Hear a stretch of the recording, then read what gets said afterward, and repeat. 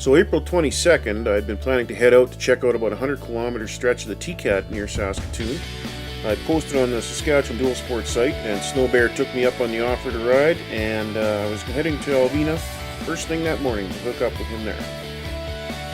Alright, it's just after 7 a.m., ready to go ride. Heading out to meet Stan in Alvina right away here.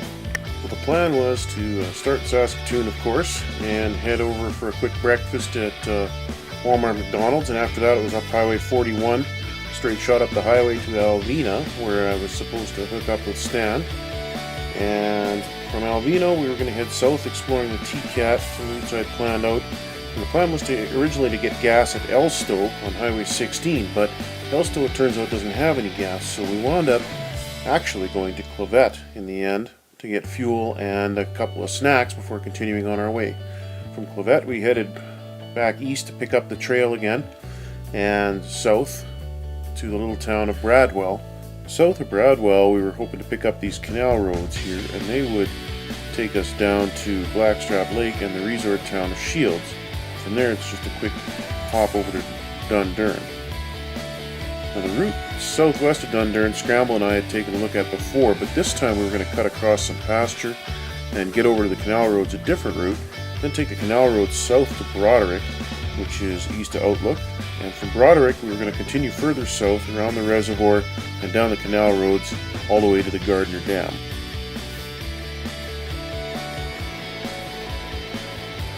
That was a nice ride out to Alvina, but it was a bit brisk that morning. The temperature was close to 0 in the morning, and the geese were flocking. It was a beautiful spring day in Saskatchewan, and I made it to Alvina just a bit late and hooked up with Stan.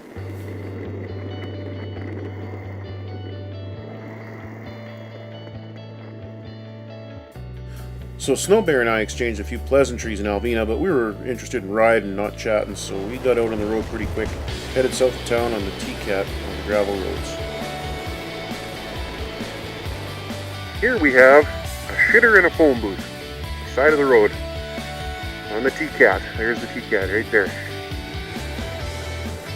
Well, the gravel changes to dirt a bit further south of Alvina, and we saw something a little bit down the road that surprised me a bit. We saw a couple of moose run out of the bush and cut across the road and across the field. That's something you don't often see on the open prairie, although you are starting to see it more and more. We managed to find some pretty neat curvy little dirt roads and took them past Buffer Lake and further south.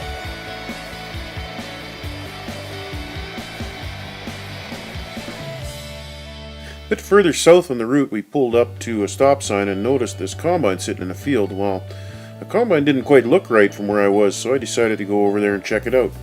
Now, for those unfamiliar with farming, keep in mind this field is not seeded. Were it seeded, I would not go. And if you don't know, don't go. When we got close to the combine, we could see that it had actually been burnt in a combine fire. Now, this happens more often than you might think. Grain dust burns pretty readily, so sometimes combines catch on fire. This one, however, looked like it had been particularly bad, and the guy had basically lost his combine. Further south from the combine, we found this nice little dirt road for the TCAT that went around a couple of sloughs, and it was quite a pleasure to ride, although it was a little bit muddy from the rain we'd had earlier in the week. A bit further down the road, things got a little slimy, and Stan decided I was going a little too slow, so he figured he'd better pass me.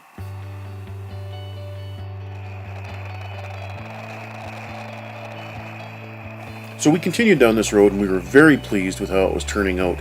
It would be straight for a ways, but still narrow gravel and fun, and then there would be a mud hole, or suddenly there would be a few curves thrown in around a hill or slough that were interesting to ride. So we were quite happy with how the TCAT was progressing at this point.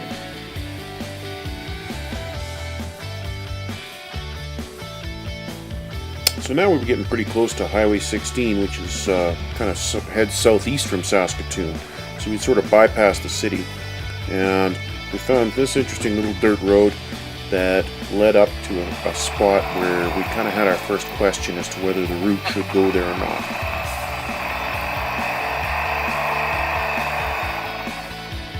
So this little road spat us out in this farmer's field, which is a bad thing for the TCAT because we don't want to run across any field that's seeded. Farmers have their money in these fields, and it's a really bad thing to rip them up. So we took a look at it, and Snow Bear and I, after talking about it for a bit, decided that it looked like this guy hadn't plowed this road, and so we were going to try and go through on it. And the plan was for me to come back later in the year when there's some crop in here and just check and see if the crop is seeded across the road or not. So that field led us to this tall grass area. This is marked as a road on our map, but it sure doesn't look like one. A lot of guys like to ride this stuff fast, but I like to take it pretty easy. You never know if there's a boulder or a piece of barbed wire or maybe even an old farm implement hidden in there. If you hit that, you're going to hurt yourself. So took it pretty easy through here, but it spat us out at this little road, and we were kind of back on track after that.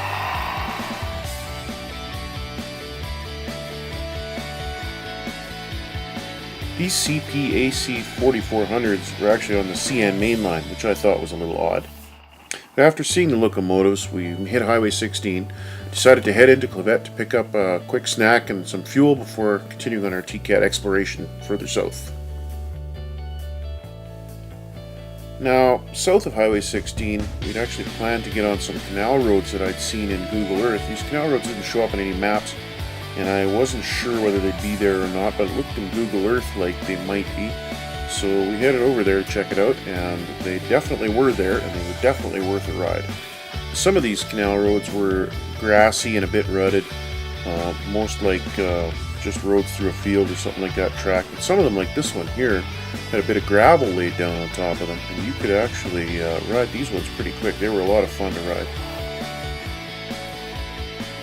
We continued to follow these canal roads, and as per the plan, they led us straight to the dam at the north end of Blackstrap Lake.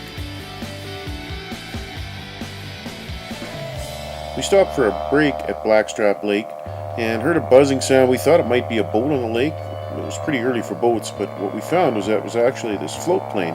So we took a look up and watched him bring it in for a landing on the lake. Yeah. He's bringing her in. After we left the dam, I was planning to route the route on some of the grid roads, sort of over to Shields and over to Dundurn. But there's a little trail I'd seen in Google Earth that I wanted to check out. And when I went to check it out, we actually found that it was a quad trail that looks like it's used by the locals to get back and forth around the edge of the lake. In any case, we thought it would make a very nice addition to the TCAT. And the road around is, if they ever close this for some reason, is very simple. You just go over to the next grid road and turn south.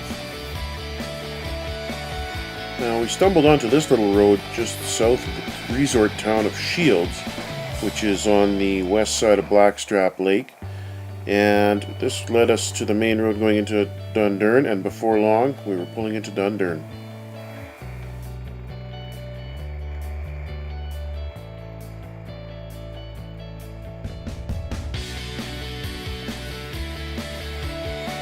Now, southwest of Dundurn, we took a fairly major gravel road that Scramble and I had ridden a few years before, and approached the gate where Scramble and I had actually decided to turn off and go a different way. Now, Snow Bear and I got up here and took a good look at the gate itself and the road beyond, and because the road beyond looked like it was in fairly good repair and good use, and the gate had no signs on it or anything, we figured it would be okay to go through. Now, the rule for gates like this is to leave the gate as you found it. So if you approached and the gate was closed, then you should reclose the gate behind you. And if you've ever tried to round up cattle that are spread over 20 square miles, you'll understand why it's important to do this if we want to keep using roads like this. And we do want to keep using roads like this. The road in this pasture, although we had to dodge a few cattle, proved to be spectacular the whole way through, and I can't wait for the next chance to ride it again. We had a few sandy spots and a few spots where we had to wait for some cows to get out of the road, but overall this was an incredible little trail that we took. I mean, seriously, just check out these next few clips. This trail was amazing.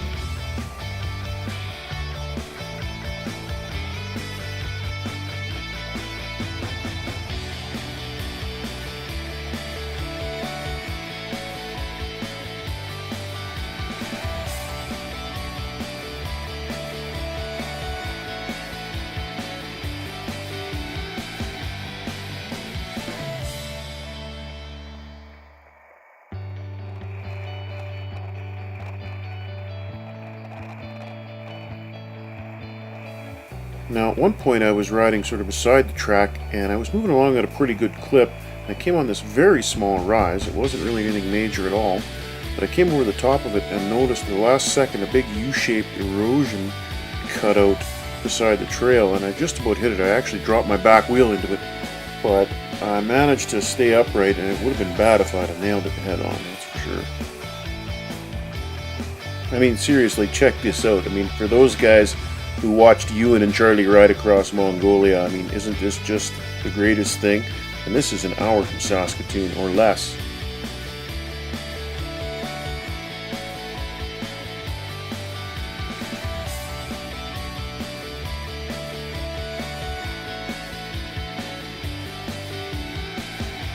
Well, that trail finally hooked us up onto the road that Scramble and I had cut across on the previous ride that we'd gone out here, and that road took us over to Highway 219.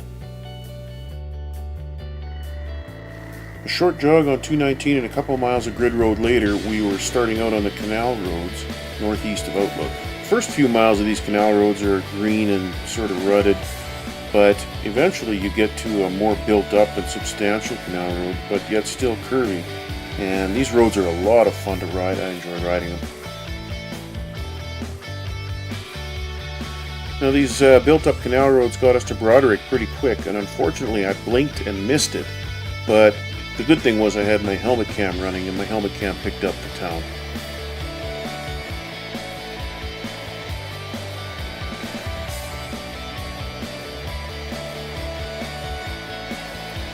Just south of Broderick, you ride this nice sweeping curved road around the reservoir, and we noticed when we got to the south end of the reservoir that the gate was wide open, and it appeared that they were filling it as fast as they could.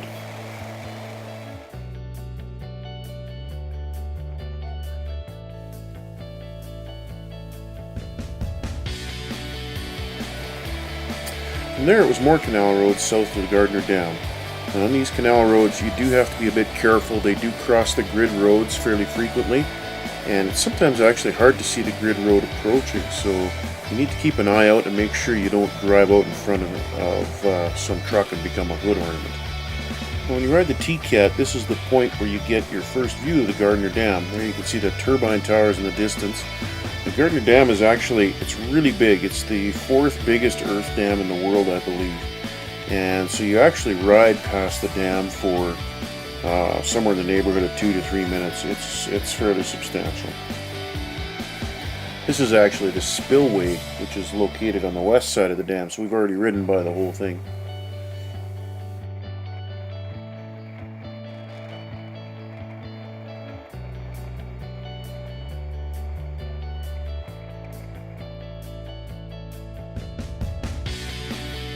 And that was it for our trip. I hope you've enjoyed watching this as much as I've enjoyed riding it, but what I really hope is you get a chance to get out there yourself and ride it sometime.